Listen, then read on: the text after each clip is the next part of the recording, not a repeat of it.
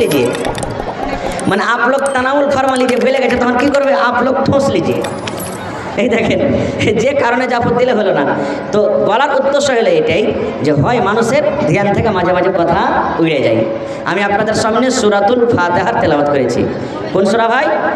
সূরাতুল ফাতিহা।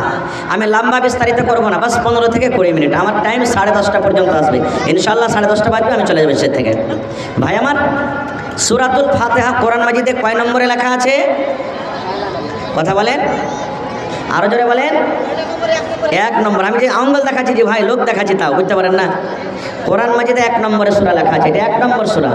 কোরআনে 114 সূরা আছে। 114টা সূরার মধ্যে থেকে সর্বপ্রথম যেটা সূরাতে তারতিব দেওয়া হয়েছে, এটা মনে করিয়েন না যে কোরআন মাজিদে সূরাতুল ফাতিহা আগে নাজিল হয়েছে, জি না, এটা নয়। তারতিব দেওয়া হয়েছে, সূরাতুল ফাতিহাকে 1 নম্বরে রাখা হয়েছে। এবার কোরআন মাজিদের সব থেকে লাস্টে 114 নম্বর সূরার নাম কেউ বলতে পারবেন সামনে থেকে? জি মাশাআল্লাহ, আপনারা বলেন সামনে থেকে, বলতে পারলেন না? হ্যাঁ কহে দিয়েছে কিন্তু আওয়াজ আসে না, এমন থেকে আওয়াজ চাইলো। সূরাতুন নাস, সূরাতুন নাস সব থেকে লাস্টে, আর সব থেকে আগে সূরাতুল ফাতিহা। কোরআনে যত সূরা আছে প্রত্যেক সূরার মানা মতলব আল্লাহ তাবারাক ওয়া তাআলা কি উদ্দেশ্যে নাজিল করেছেন কিন্তু সূরার ভিতরে আছে, বা আল্লাহ রাসূল বলেছেন, মুহাদ্দিসিনে কেরাম বলেছেন। প্রত্যেক সূরা যেমন উদাহরণ দিয়ে বলছে আপনারা 2-4টা সূরা। সূরাতুল লাহাব, কোরআনে একটা সূরাতুল লাহাব আছে, আছে না নাই? এই সূরাটার নাম সূরাতুল মাসাদ্দাও। কোরআনে একটা সূরা আছে সূরাতুল লাহাব। তাব্বাত ইয়াদা আবি, বলেন হ্যাঁ আছে না নাই? সূরাতুল লাহাব আছে। এই সূরাটা কেন নাজিল হলো? লাহাবটাকে, আবু লাহাব নবীর নিজের চাচা, আবু লাহাব নবীজির নিজের চাচা। আল্লাহ তাবারাক ওয়া তাআলা নবীকে বলেন, হে নবী তুমি তোমার খানদানের লোককে ওয়াজ করো, দিনের দিকে ডাকো। প্রথমে তোমার বংশকে, খানদানকে তুমি ডাকো দিনের দিকে, ওরাকে প্রথমে ইসলামের কথা পৌঁছাও। এবার নবীজি একটা পাহাড়ের উপরে চড়ে নিলেন, আর পাহাড়ের উপরে চড়ে নিয়ে ইয়া সাবাহা ইয়া সাবাহা ইয়া সাবাহা বলে একটা আওয়াজ দিলেন। আওয়াজ দিলেন। মক্কার মধ্যে একটা নিয়ম ছিল, এরকম ধরনের কেউ যদি আওয়াজ দেয় তাহলে তাড়াহুড়া করে জমা হয়ে যেতেন। এটা মানে খুব খাতরার ঘন্টি যাকে আমরা মনে করি। এই আওয়াজটাতে মানুষ মানত, বুঝতো কেটে কোনো দরকার আছে, এই জন্য আওয়াজটা দিয়েছে। নবীর খানদানের সব লোক জমা হয়ে গেলেন। জমা হয়ে যাওয়ার পর নবী কি বলছেন জানেন? এরে মক্কার মানুষেরা, এই আমার বংশের লোকেরা, তোমরা শুনে নাও, আমি মোহাম্মদ বিন আব্দুল্লাহ। নবীর নাম হলে মোহাম্মদ সাল্লাল্লাহু আলাইহি সাল্লাম, আখরি নবীর নাম। বাপের নাম হলেন আব্দুল্লাহ। নবী আমার কি বলছেন? এই আমার বংশের মানুষেরা, এই আমার খানদানের মানুষেরা, আমি মোহাম্মদ বিন আব্দুল্লাহ। আল্লাহ রাব্বুল আলামিন আমাকে নবী করেছেন। আমার পরে কোরআন নাজিল হয়, আল্লাহর পক্ষ থেকে আমার কাছে ফেরেশতা এসে আমাকে কোরআন শিখিয়ে যান, আমার কাছে কোরআন নাজিল হয়। এই মক্কার মানুষেরা, এই আমার খানদানের মানুষেরা, বংশের মানুষেরা, তোমরা শুনে নাও, নবীজি প্রথমে কি দিয়ে বোঝাচ্ছেন দেখেন। নবীজি বলছেন, এরে মক্কার মানুষেরা, আমি যদি তোমাদেরকে বলি এই যে তোমরা একটা পাহাড় দেখতে পাও, আর এই পাহাড়ের পিছন থেকে, পাহাড়ের অন্য দিক থেকে খুব বড় ধরনের একটা ফৌজ, খুব বড় ধরনের একটা লস্কর, খুব বড় ধরনের একটা সৈনিক লাঠি নিয়ে, তীর নিয়ে, তলোয়ার নিয়ে যুদ্ধ করার জন্য, তোমাদেরকে মারার জন্য তোমাদের কাছে চলে আসছে, তাহলে তোমরা আমার কথাটা মানবে কে মানবে না? প্রথম উদাহরণ দিচ্ছেন নবীজি। এই বাবারা শুনেন, আমি মুহাম্মদ যদি তোমাদেরকে বলি যে পাহাড় যে আছে, পাহাড়ের পিছন থেকে একটা খুব বড় ফৌজ আসছে হাল হাতিয়ার নিয়ে, যেটা তোমাদের সাথে লড়াই যুদ্ধ করবে, তো এই কথাটাকে তোমরা আমরা মানবে? মক্কার সমস্ত মানুষরা কি বলছেন? হ্যাঁ মেনে নেব। কি বলছেন? হ্যাঁ মেনে নেব। কেন মেনে নেব? কেন জীবনে মুহাম্মদ তোমাকে মিথ্যা কথা কথা বলতে দেখিনি। তুমি কোনোদিন মিথ্যা কথা বলনি, তুমি কোনোদিন ঝুট কথা বলনি, তুমি কোনোদিন মিথ্যা কথা বলনি, তুমি মানুষকে কোনোদিন ঠগাঠগি করনি, কোনো মানুষের তুমি কোনোদিন গীবত করনি, কোনো মানুষকে তুমি চালাওনি পড়াওনি, কোনো মানুষের পরে তুমি জুলুম অত্যাচার করনি। মক্কাতে যত নওজওয়ান যত মানুষ আছে রে, সব মানুষের থেকে তোমার ব্যবহারটা হলো আলাদা। এই জন্য মোহাম্মদ তুমি যদি বলো এই পাহাড়ের ওই পার থেকে একটা ফৌজ আছে আর ওই ফৌজটা এসে লড়াই করবে, যুদ্ধ করবে, আমরা মেনে নিলাম, মেনে নিলাম। যখন নবী কথাটা বললেন আর সব খানদানের লোক যখন ওর সাপোর্ট করে দিলেন, তখন নবী কি বলছেন জানেন? এরে আমার খানদানের লোকেরা। আর ওই মজলিসে নবীর নিজের চাচা আবু জাহাল তাও আছে, আবু লাহাব আছে, নবীজির নিজের চাচা আবু লাহাব আছেন কিন্তু মজলিসে। এবার নবীজি কে বলছেন তাহলে শোনেন, যখন তোমরা আমাকে এই কথা বলে মানো যে জীবনে কোনোদিন আমি মিথ্যা কথা বলি না, আমার কথাটার পরে যখন তোমরা বিশ্বাস করে নিলে, তাহলে শোনো, আমি মোহাম্মদ বিন আব্দুল্লাহ বলি, আল্লাহ রাব্বুল আলামিন আমাকে নবী করেছেন রে, আমি নবী, আল্লাহ আমাকে নবী করেছেন। আমার কাছে জিবরিল ফেরেশতা আছেন, আমার কাছে এসে আমাকে কোরআন শুনিয়ে যান, আমি কোরআনকে মুখস্থ করে রাখি। আল্লাহ রাব্বুল আলামিনের পক্ষ থেকে আদেশ হয়েছে যে তোমরা মূর্তির পূজা করো না, তোমরা চাঁদের পূজা করো না, তোমরা গাছের পূজা করো না, এক তোমরা আল্লাহর ইবাদত করো, এক তোমরা আল্লাহর বান্দাগি করো, তোমরা এক আল্লাহর পূজা করো। এবং আমি মুহাম্মদ বিন আব্দুল্লাহ, আমি হলাম আল্লাহর আখরি নবী, আমি আল্লাহর আখরি রাসূল। এই রাসূল বলে তোমরা আমার প্রতি ঈমান নিয়েছো। নারে তাকবীর। যেমনই কথাটা শোনা, সর্বপ্রথম নবীর নিজের চাচাজি আবু লাহাব কি বলছেন? এই ভাতিজা, কামকাজ পাইসনি, মানে রায়গা বলেছে কথাটাও, কামকাজ পাইসনি, এই জন্য তুই আমাদেরকে ডেকেছিস বাপদাদার ধর্মকে বদনাম করার জন্য। বাপদাদার ধর্মকে তুই এরকমভাবে তুই বদনাম করছিস, তোর কোনো কাম কাজ নাই। রাগ করে তখন বলছে যে তাপ্পান লাগ, তুই হালা খেয়ে যা, বারবাদ হয়ে যা। কে? আবু জাহাল রাগ করে বলছে তুই হালা খেয়ে যা, বারবাদ হয়ে যা। যেমনই কথাটা বলা, সুবহানাল্লাহ। মানুষ দোয়া করলে কবুল হইতেও পারে, নাও পারে, নাকি? কিন্তু আল্লাহ যদি যার জন্য সুবহানাল্লাহ আযাব নাজিল করবেন, আল্লাহ রাসূল যার জন্য দোয়া করবেন, আল্লাহর ফেরেশতারা যার জন্য দোয়া করবেন, ওদের দোয়া রদ হবে?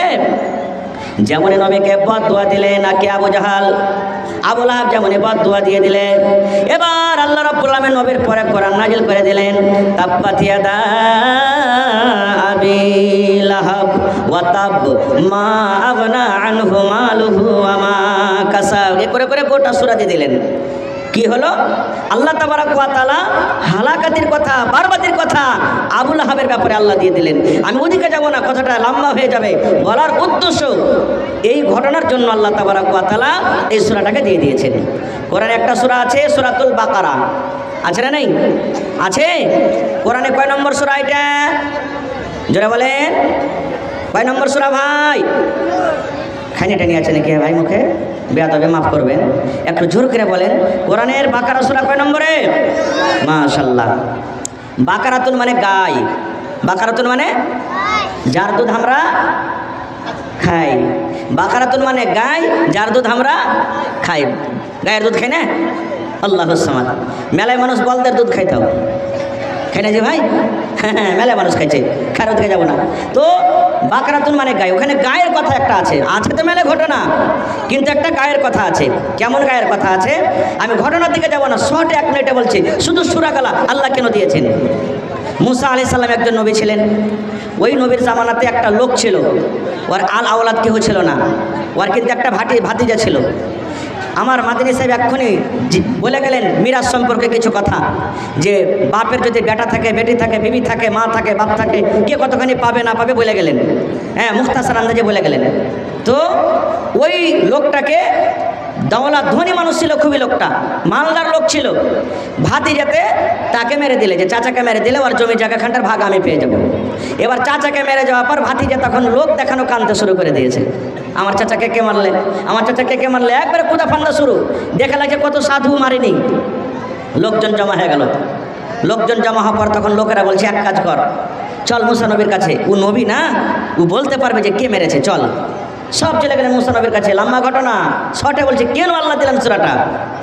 মুসা নবীকে বলছেন, হে আল্লাহর নবী মুসা, আমরা আপনার কাছে এসেছি, অমুক লোকটাকে মার্ডার করে দেওয়া হয়েছে, মেরে দেওয়া হয়েছে।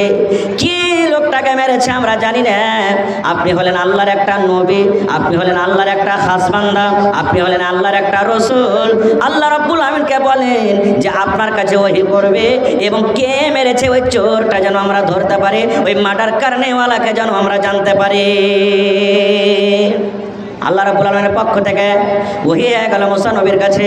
আল্লাহ মুসা নবীকে বললেন, মুসা তুমি ওই লোকেরাকে বলে দাও ওরা একটা গরু জবাই করবে, গায়ে জবাই করবে, আর গায়ে জবাই করার পর গায়ের মাংসগুলা নিয়ে ওই যে লোকটাকে মেরে দেওয়া হয়েছে ওই লোকটার শরীর একটু ঠেকিয়ে দেবে, এরকমভাবে ছাটিয়ে দেবে, আর আল্লাহ রাব্বুল আমিনের কুদরতে লোকটা জীবিত হয়ে যাবেন, লোকটা জিন্দা হয়ে যাবেন। আর জিন্দা হওয়ার পর লোকটা নিজের মুখে বলবে, কে আমাকে মার্ডার করেছে।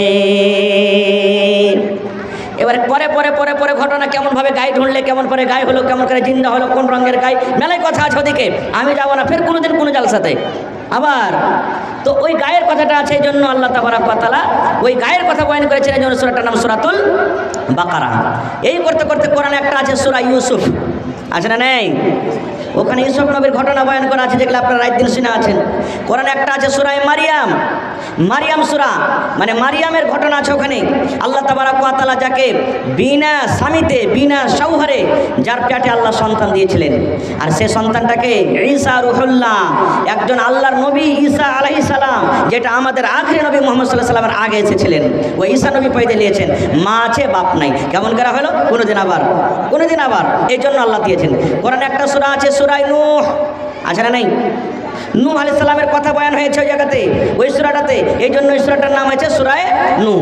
কোরআনে একটা আছে সূরাতুল কাহাফ, 15 পারা 16 পারার মধ্যখানে সূরাটা আছে।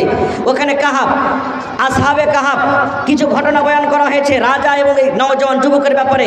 ওরা একটা গর্ততে শুতেছিল, আল্লাহুস সামাদ 300 বছর পর্যন্ত মোটামুটি। আর ওরা যখন জাগলো আল্লাহর আদেশে, তখন চোখ মলচার করেছে, হারে এখনি তো লাগে শুধু এক বেলাও হয়নি লাগছে, এখনি এত তাড়াতাড়ি করে উঠে গেল। কিন্তু ওদের দাড়ি মাড়ি শরীর স্বাস্থ্য দেখে বলছে যে না, আমরা কি এখন সুতা লাগে না খুব। আর ওরা কতদিন ছিল জানেন? আমার মনে হয় 300 বছর ছিল ওখানে, সুবহানাল্লাহ। এই জন্য ওদের কথাটা ওখানে লেখা, যেরকম মেলে ঘটনা আছে, আর আমি যাবো না। তো আমি আপনাদের সামনে তেলাওয়াত করেছি সূরাতুল ফাতিহা। বেশিরভাগ সূরাটা মানুষ জানে, কেনে কত মানুষ নেকি মনে করে সূরাটা শিখে, আর কত মানুষ বিহা করার লেগাও শিখে না। কত মানুষকে যাই দেখবেন বড় হয়ে গেছে, 12 বছর 14 বছর 16 বছর হয়ে গেছে, আর দেখতে আসবে, বিয়ে শাদী হবে, দাদি বলবে নানি বলবে, আরে লিস্টি লাগা, কাল বাদ পরশু তোকে দেখতে আসবে রে মরা, তুই যে সূরা তুই একটা শিখলি না। তো তোকে যখন লোকেরা জিজ্ঞাসা করবে যে পড়ালেখা করেছে, তখন কি বলবি? তো 2টা সূরা গালা শিখ, তো সূরাতুল ফাতিহা আর সূরা ইখলাস, মানে কুল হু আল্লাহু আহাদ, এই 2টা সূরাকে হাত পা গোনা করে যেমনি করে পারবে শিখবে। তখন যখন যে দেখতে আসবে ওকে, হাজি তুমি তোমার নাম কি? তমুক নাম, পড়ালেখা করেছো? কি জবাবটা দেবে আপনারা বলেন তো? যখন আপনারা মেলায় জামাই দেখতে গেছেন, লড়কা দেখতে গেছেন, যদি জিজ্ঞাসা করা হয় বেশিরভাগ পড়ালেখা করেছ, কি জবাবটা দেবেন? নিজের সমান জানি, নাকি? যখনই জিজ্ঞাসা করবেন কি বলবে? নিজের সমান, জোরে বলে নিজের সমান জানি। এটাই না বলে যে ভাই জেনে রাখেন, আমি আমার সমান জানি না, আমার মৌলানা আমার সমান জানে না, যতটি মৌলানা বসে আছেন কেউ জানে না। তো ও নিজের সমান কেমন করে জানি নিলে? দুনিয়াতে কেউ নিজের সমান জানতে পারে না। নিজের সমান কাকে বলে? কোর্টের দরকার হয়ে গেল, কোর্টের আমি উকিলের কাজ করে দিলাম, জজের কাজ করে দিলাম, বাড়িতে বেমার আছে ডাক্তারের কাজ করে দিলাম, থানার দরকার হয়ে গেল মুখিয়ার কাজ করে দিলাম, ওরে আল্লাহ দারোগার কাজ করে দিলাম, শরীয়তের কাজ হলো শরীয়তের কাজ করে দিলাম। এ টু জেড সব কিছু দরকার যে পূর্ণ করতে হবে, এর মানে হলো নিজের সমান জানা। এগুলো করতে পারবো? তো কেমন করে বলবো যে নিজের সমান জানি? এক কথা। 2 নম্বর ভুল কি করছি জানেন? সূরা দোয়া তো যা হলো, শেষের বেলাতে কত আমার ভাই এমন আছেন, আচ্ছা তুমি যা কইতে পারলে ফকিরের দোয়াটা বলো তো একবার। ফকিরের দোয়াটা কি? ফকিরের দোয়া আমরা কোনটা পড়ি? লা ইলাহা ইল্লাল্লাহ, নাকি আশহাদু আল্লা ইলাহা ইল্লাল্লাহ, এটাই না ফকিরের দোয়া মনে করি? আচ্ছা আপনি বলেন, এই দোয়া কে দিয়েছেন? আল্লাহ এবং আল্লাহ রসুল দিয়েছেন। এই দোয়া আল্লাহ এবং আল্লাহ রসুল দিয়েছেন। একটা যখন গায়ের মুসলিম মুসলমান হবে, তখন ওকে এই দোয়াটা পড়িতে হবে। আর এত বড় দোয়া আল্লাহ রাসূল বলেছেন আফজালুজ যিকরি লা ইলাহা ইল্লাল্লাহ, আল্লাহ রাব্বুল আলামিনের নিকটে সব থেকে উত্তম জিকির হলো কি লা ইলাহা ইল্লাল্লাহ। এই দোয়াটাকে আমরা ফকিরের দোয়া কেমন করে বলে দিচ্ছি। আল্লাহ রাসূল কি ফকির ছিলেন? নাউযুবিল্লাহি মিন যালিক। আল্লাহ রাসূল কি ফকির? কেন আমরা ফকির বলবো? ফকির পড়ে তার লেগেও ফকির? খবরদার, এরকম কথা আমাদেরকে বলতে হবে না। খুব খারজা হোক। তো সূরাতুল ফাতিহা আমরা একটাই নাম জানি, তার শুধু সূরাতুল ফাতিহা জানি, কিন্তু তাফসিরে বাইজাবি বা অন্য অন্য কিতাবে সূরাতুল ফাতিহার আরও নাম লেখা হয়েছে। কোনো কিতাবে 20টা, কোনো কিতাবে 15টা, কোনো কিতাবে 14টা, কোনো কিতাবে 7টা, কোনো কিতাবে কিছু, এরকমভাবে সূরাতুল ফাতিহার নাম রাখা হয়েছে। যেমন সূরাতুল ফাতিহার নাম হলো সূরাতুল ফাতিহা একটা, সূরাতুল ফাতিহার নাম হলো সূরা উম্মুল কোরআন। শিখলেন? সূরা উম্মুল কোরআন। যদি জীবনে কোনোদিন আপনাকে বলে ভাইরে সূরা উম্মুল কোরআন জানেন? হ্যাঁ ভাই জানি, সূরাতুল ফাতিহা পড়ে দেন। সূরাতুল ফাতিহার নাম একটা হলো সূরা সাবে মাসানি, সাবে মাসানি। সূরা ফাতিহার নাম হলো সূরাতুদ দুআ, সূরা ফাতিহার নাম হলো সূরাতুশ শুকর, সূরাতুল ফাতিহার নাম হলো সূরাতুল হামদ। এই করে করে মেলাটি নাম আছে ভাই, এটাই মনে রাখেন কমসে কম। এতটি নাম আপনাদের সামনে বললাম। এবার সূরাটাতে আল্লাহ তাবারাক ওয়া তাআলা কি দিয়েছেন, সূরাটার মার্তাবা কি, ফজিলত কি, আমি শর্টে 2-4-10 মিনিট আপনাদের সামনে বলবো। আমার যোগ্য যোগ্য উলামা স্টেজে বসে আছেন, জিজ্ঞাসা করবেন। নবী আমার বলেছেন লা সলাতা লিমান লাম ইয়াকরা বিফাতিহাতিল কিতাব। নবী আমার বলেছেন, হে আমার উম্মত তোমরা শুনে নাও, কোন নামাজ আল্লাহ রাব্বুল আমিনের দরবারে তোমাদের কবুল হবে না যেই নামাজে সূরাতুল ফাতিহা তেলাওয়াত হয় না। যদি কোনো মানুষ বলে আমি ফরজ নামাজ পড়ব, সূরাতুল ফাতিহা পড়ব, নামাজ হবে না। জানাজার নামাজ পড়ব, সূরাতুল ফাতিহা পড়লো না, নামাজ হলো না। ও তারাবির নামাজ পড়লো, সূরাতুল ফাতিহা পড়লো না, নামাজ হলো না। সুন্নাত নামাজ পড়লো, সূরাতুল ফাতিহা পড়লো না, হলো না।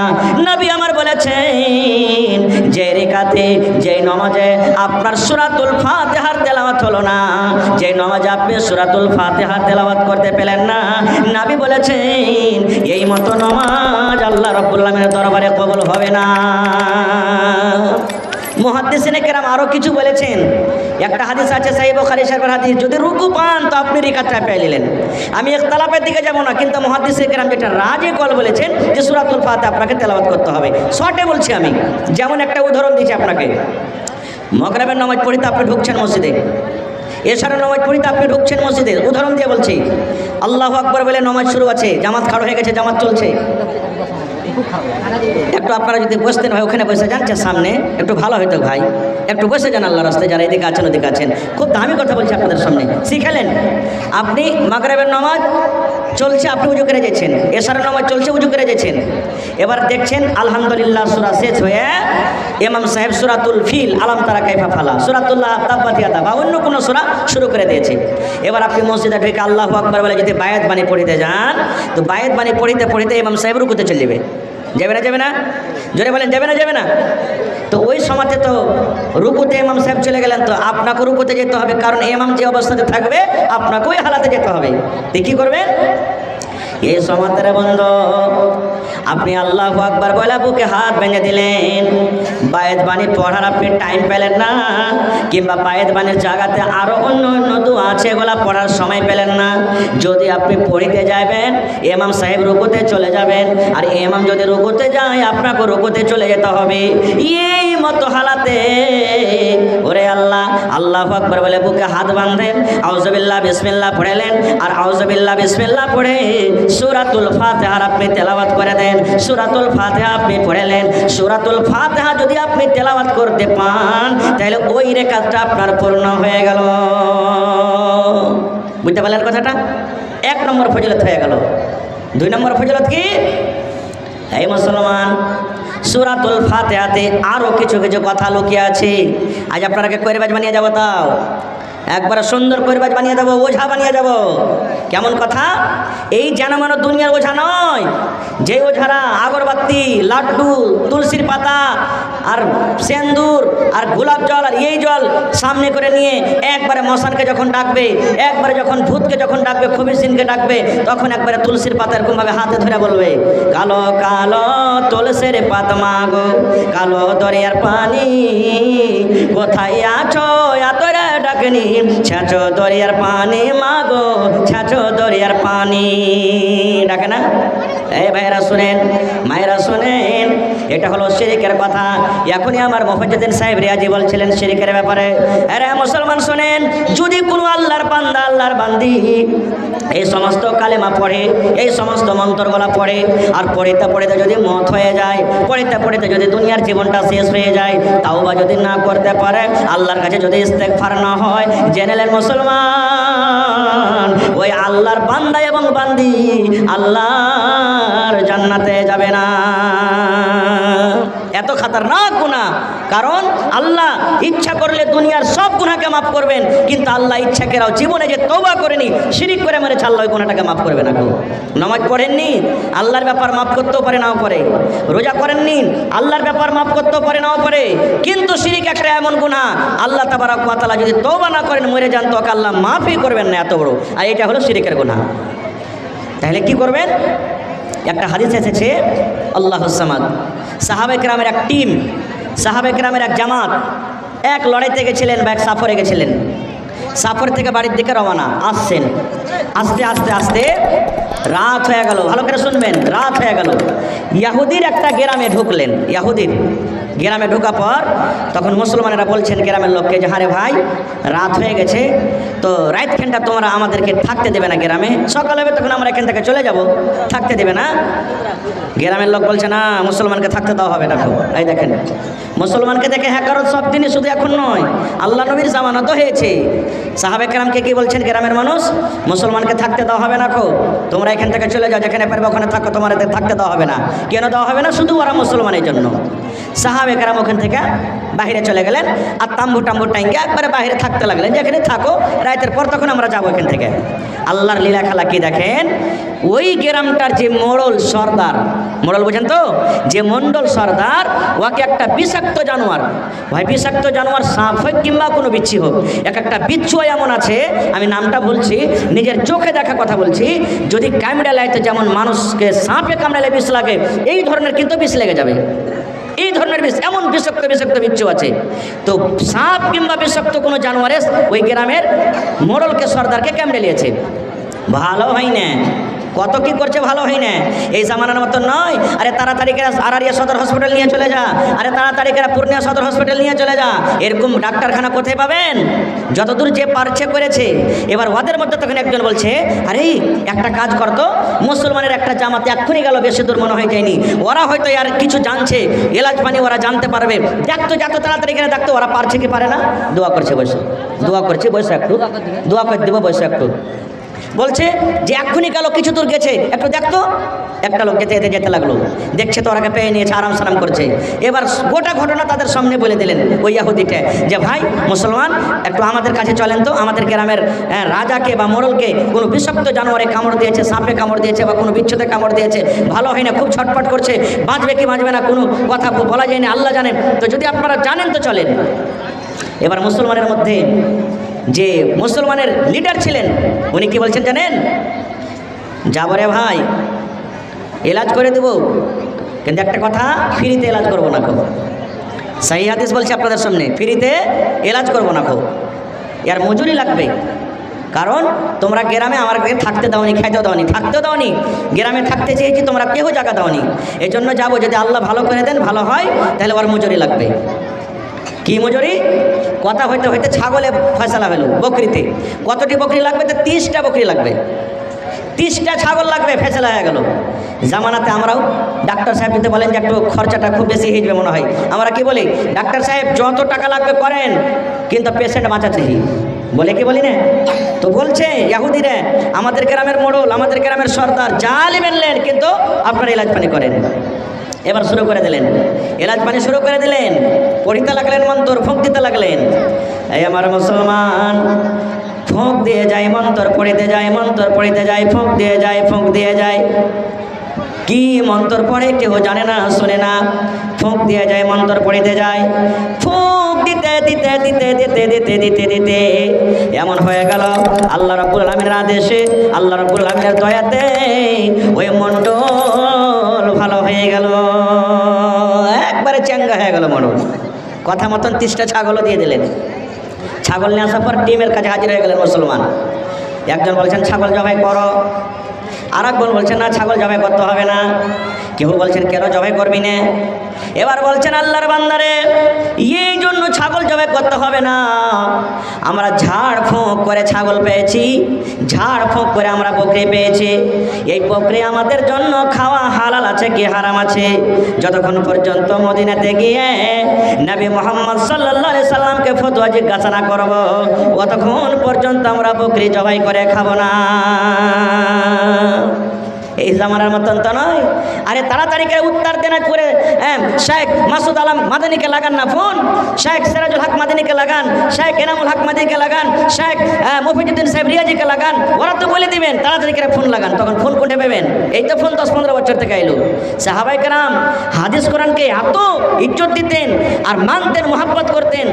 আমার শেখে মোহতারামকে জিজ্ঞাসা করবেন, বিশ্বাস না হলে এক একটা ফতোয়া নেওয়ার জন্য মক্কা থেকে নিয়ে মদিনা পর্যন্ত গেছেন, 400-500 কিলোমিটারের রাস্তা, হাইটে তো হাইটে, উঠে তো উঠে, ঘোড়াতে ঘোড়াতে ফতোয়া জিজ্ঞাসা করার জন্য। আর আজকে আমরা কত ভাই এমন আছি, মৌলবীরাকে পুছ করে কী করবে, ওর কাছে আমি বেশি জানছি, পট করে বলে দিলে। যাই হোক গা, সুবহানাল্লাহ। কি বলছেন সাহাবায়ে কেরাম? না রে ভাই না, জবাই করে খেতে হবে না, জবাই করে খেতে হবে না। কেন হবে না? আমাদের জন্য ছাগলটা খাওয়া হালাল আছে না নাই? বকরি লাওয়া হালাল হয়েছে কি হয়নি? যতক্ষণ পর্যন্ত এই ব্যাপারে মদিনাতে গিয়ে নবী মুহাম্মদ সাল্লাল্লাহু আলাইহি সাল্লামকে ফতোয়া জিজ্ঞাসা না করব, ততক্ষণ পর্যন্ত আমরা জবাই করব না। একদিনে, দুদিনে, 5 দিনে, 10 দিনে, শর্টে বলছি, মদিনাতে চলে গেলেন, ছাগল নিয়ে চলে গেলেন মদিনাতে। এবার সাহাবায়ে কেরাম নবীর দরবারে হাজির হয়ে গেলেন। সালাম কালাম পর নবীকে জিজ্ঞাসা করলেন, আল্লাহর নবী গো, এই ঘটনা রাস্তাতে ঘটেছে, আমরা গ্রামে থাকতে চেয়েছিলাম, ইহুদির গ্রামে আমাদেরকে থাকতে দেয়নি, কিন্তু ওই গ্রামের মণ্ডলকে, ওই গ্রামের সর্দারকে বিষাক্ত কোনো জানোয়ারে কামড় দিয়েছিল, আর আমরা কথাবার্তা ফাইনাল করে নিয়েছিলাম 30টা বকরি লাগবে, ছাগল লাগবে, আর ভালো হওয়ার পর 30টা ছাগল কিন্তু আমরা নিয়ে এসে চলে এসেছি। এখন পর্যন্ত তাকে বিক্রিও করেনি কিংবা জবাই করেনি। কেন করেনি? যে যতক্ষণ পর্যন্ত আপনাকে জিজ্ঞাসা না করব যে আমাদের খাওয়া হালাল আছে কি হারাম আছে, ততক্ষণ পর্যন্ত আমরা খাবো না। এই জন্য আজকে আপনার কাছে আমরা এসেছি, বলেন আপনি ফতোয়া দেন এই ব্যাপারে আপনি আমাদেরকে জানান যে আমাদের লেওয়া কেমন হয়েছে, আমাদের খাওয়া জায়েজ হবে কি হবে না। এবার নবীজি ডাইরেক্ট বললেন না যে হ্যাঁ তোমাদের ঠিক আছে, তোমরা খাও কিংবা খাও না, কি কথা বললেন না। নবী কি বলছেন? এই দেখেন তাহাকে কে জেনেস। নবী আমার বললেন, এ আমার সাহাবী তোমরা শোনো রে, এই বাবা ধনেরা তোমরা শোনো, তোমরা যে বীজ ঝেড়েছ, তোমরা যে মন্ত্র পড়েছিলে, কোন ধরনের দোয়া পড়েছো, কোন ধরনের মন্ত্র পড়েছো, কি পড়ে পড়ে তোমরা ফোঁক দিয়েছিলে, তোমরা কি একটু জানাবে না? প্রথমে আমি জানবো তোমাদের দোয়াটা পড়া ঠিক হয়েছে না হয়নি, তোমরা কোন ধরনের দোয়া পড়ে ফোঁক দিয়েছো, কোন ধরনের মন্ত্র পড়ে তোমাদের ফোঁক দিয়েছো। আমি নবী যতক্ষণ না জানবো ততক্ষণ পর্যন্ত এই ব্যাপারে আমি কিছুই বলতে পারবো না। ওরে সুবহানাল্লাহ। এবার সাহাবায়ে কেরাম বলছেন, ইয়া রাসূলুল্লাহ, আল্লাহ নবী গো, দুনিয়ার কোনো মন্ত্র পড়িনি গো নবীজি, দুনিয়ার কোনো আজবাজা কথা বলিনি, আউযুবিল্লাহ বিসমিল্লাহ বলে আল্লাহর কিতাব থেকে, আল্লাহর কোরআন থেকে সূরাতুল ফাতিহা পড়ে পড়ে পড়ে আমরা দম করেছি, বারবার পড়েছি, সূরাতুল ফাতিহা পড়েছি, আউযুবিল্লাহ বিসমিল্লাহ বলে সূরাতুল ফাতিহা পড়েছি। একবার পড়া হয়ে গেল, ফের বিসমিল্লাহ বলে সূরাতুল ফাতিহা পড়ে দিলাম, আবার পড়ে দিলাম, আবার পড়ে দিলাম।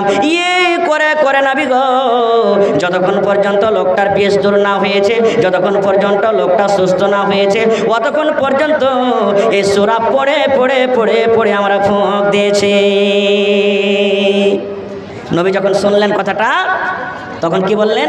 যে হ্যাঁ তোমাদের জন্য জায়েজ আছে, তোমরা খাইতে পারো, কোনো অসুবিধা নাই। আরও কিছু কথা লুকিয়েছে, আমি দিকে যাবো না। মুহাদ্দিসিনে কেরাম হাদিসটাকে সামনে রেখে বলছেন যে যারা ডাক্তারি করেন, ওরা এলাজ কইরা টাকা লাভাদের জন্য জায়েজ আছে।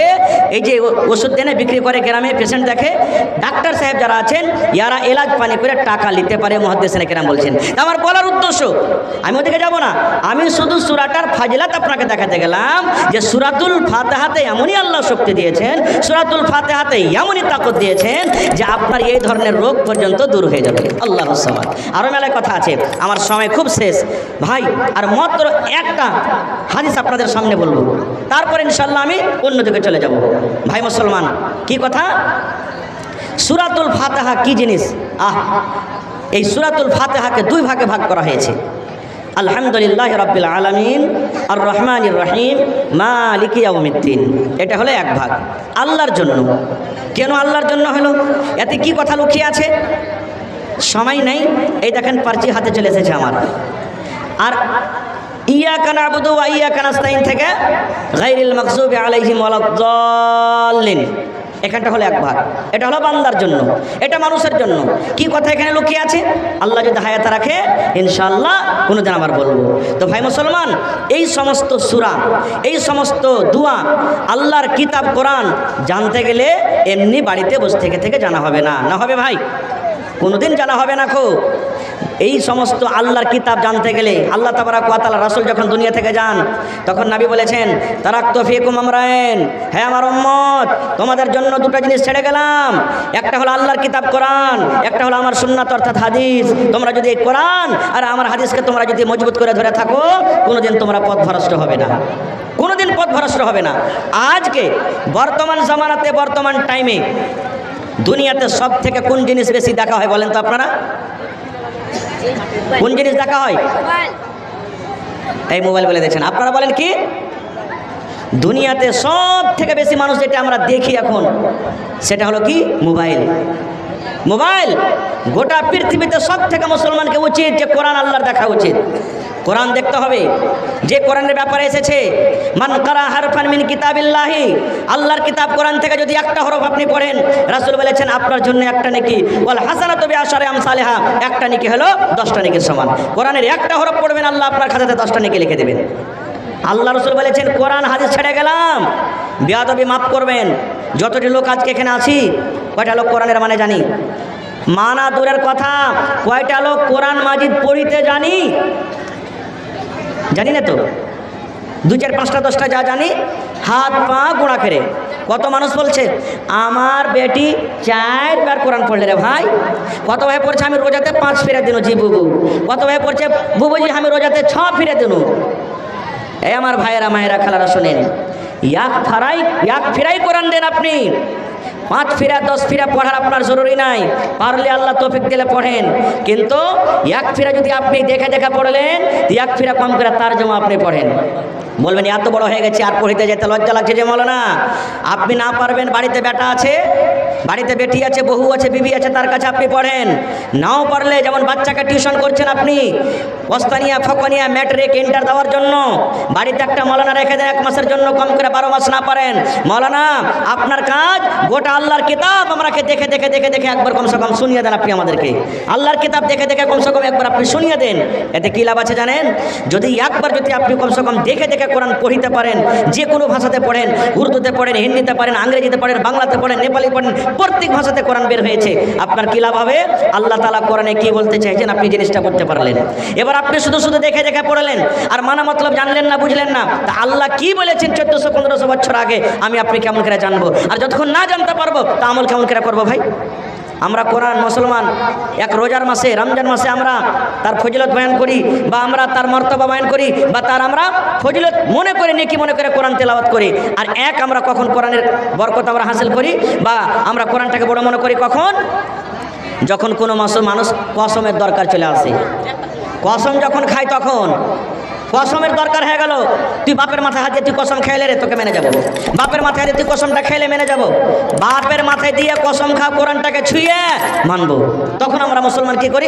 হ্যাঁ এই কোরআন আল্লাহর কিতাব, কোনোদিন মিথ্যা হবে না। ভাই মুসলমান আমরা আছি কোথায়? জি ভাই কোথায় আছি? আল্লাহুস সামাদ। আজকে যত লোক এখানে বসে আছি আমরা ছেলে হিসাবে বলছি, আফসোস করে বলছি, এই যে সূরাতুল ফাতিহা আমি আপনাদের সামনে তেলাওয়াত করতে যাচ্ছিলাম আর করেছি আমি, মানে মতলব যে আমি বলছিলাম কতটি ভাই আজকে মজলিস আছে, কতটি বহিন, কতটি খালা আছে যে মাওলানা সূরাতুল ফাতিহার শুধু তর্জমাটা আমি বলতে পারবো। কয়টা লোক পারবো বলতে? পারবো না। যখন আল্লাহর কিতাবের ব্যাপারে আমরা জানি না, কোনো জ্ঞান নাই, বুঝি না, আল্লাহর কিতাব মানবো কেমন করে ভাই? এই জন্য মাদ্রাসার দরকার আছে। আপনার জীবনে আপনি যা পেরেছেন করেছেন, পড়িতে পেরেছেন না পেরেছেন, যাই কিছু করেছেন, কিন্তু কমসে কম আপনার ছেলে মেয়ে যেগুলো এখন হয়েছে ওরাকে দিনই শিক্ষা দেন ভাই, ওরাকে দিনই তালিম দেন, মাদ্রাসাতে দেন, কোরআনের পড়া দেন, ওরাকে কোরআনের শিক্ষা দেন। এতে কী লাভ আছে আপনার জানেন? কি লাভ আছে?